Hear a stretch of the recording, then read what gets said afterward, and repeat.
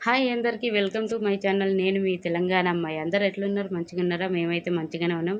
ఇంకో 2 రోజుల్లో శివరాత్రి రాబోతుందన్నమాట. ఇక అందుకనే ఈరోజు ఇంట్లో సామాన్లన్నీ ముందుగానే కడిగి పెట్టేసుకుంటున్నా. ఎందుకంటే అప్పటికి పని జర తక్కువైతదనమాట.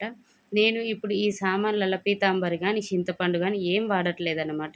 సింపుల్‌గా ఎట్లా క్లీన్ చేయాలనేది చూపిస్తా. ఇక దానికంటే ముందు కొత్త వాళ్ళు ఎవరైనా మన ఛానల్ చూస్తే సబ్స్క్రైబ్ చేసుకోండి. నేను పెట్టే ఏ నోటిఫికేషన్ అయినా మీకు వస్తుంది. పక్కన గంటను కూడా కొట్టండి.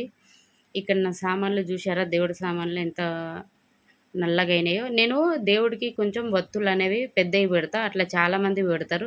అప్పుడు ఇట్లా నల్లగా అయిపోతుంది అనమాట ఒకటేసరికి.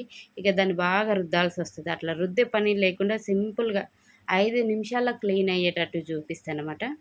ఇప్పుడు ఏమేం కావాలో చూద్దాం. ముందుగా ఒక గిన్నె తీసుకొని ఒక చెంచా నిమ్మ ఉప్పు. ఇది మనకు చక్కెరలాగా కనిపిస్తది గానీ చక్కెర గాదు, నిమ్మ ఉప్పు. ఈ సూపర్ మార్కెట్‌లలో గానీ, కిరాణా షాపులలో గానీ ఈజీగా దొరుకుతది. ఇక వంటల్లో యేసుకుంటాం గదా! వెనిగరు. ఈ ఫాస్ట్ ఫుడ్ దాంట్లల్లో యేసుకుంటాం గదా! అట్లా తినే వెనిగర్ అంటే ఇస్తారు. అదొక 2 చెంచాలు యేసుకోవాలన్నమాట. యేసుకొని కొన్ని గరం నీళ్ళు పోసుకోవాలి. మరీ ఎక్కువ గాకుండా ఇక్కడ నేను చూపిస్తున్నది. కొన్ని పోసుకోండి. పోసుకున్నాక దీన్ని లోపలున్న నిమ్ముపంతా కరిగిపోవాలి. ఒకవేళ మీ దగ్గర విమ్ లిక్విడ్ ఉంటది గదా!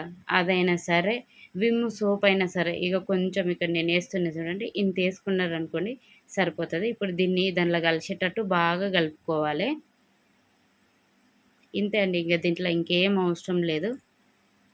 ఇక్కడ అంతా కలుపుకొని లోపల నిమ్ముప్పంతా కరిగిపోయే వరకి ఆగిపోవాలి. ఇక్కడ నేను మీకు క్లీన్ చేసి చూపిస్తా చూడుర్రి. ఇది చిన్న దాని మీద పోస్తున్నా. ఏం లేదండి, మనం అది కలుపుకున్నది దీనిపైన పోస్తే చాలు ఆటోమేటిక్‌గా అదే తెల్లగా అయిపోతదనమాట. మనం ఎక్కువ గట్టిగా రుద్దాల్సిన పనేం లేదు. ఇది చెంబు చిన్నగుంది గదా! మరి మీకు కనిపిస్తదో లేదో నేను పెద్ద చెంబు పెట్టి చూపిస్తా ఆగుర్రి.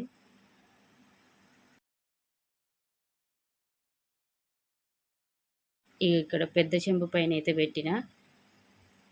అది కలుపుకున్నది జస్ట్ పోస్తే చాలు. ఆ వాటర్ ఇట్లా కిందికి జారిపోతుంది గదా!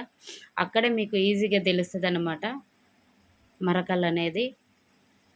చాలా అంటే చాలా ఈజీ. మనం గట్టిగా రుద్దాల్సింది లేదు. పీతాంబరి పెట్టాల్సింది లేదు. చింతపండు పెట్టాల్సింది లేదు. చాలా అంటే చాలా ఈజీగా క్లీన్ అయిపోతది.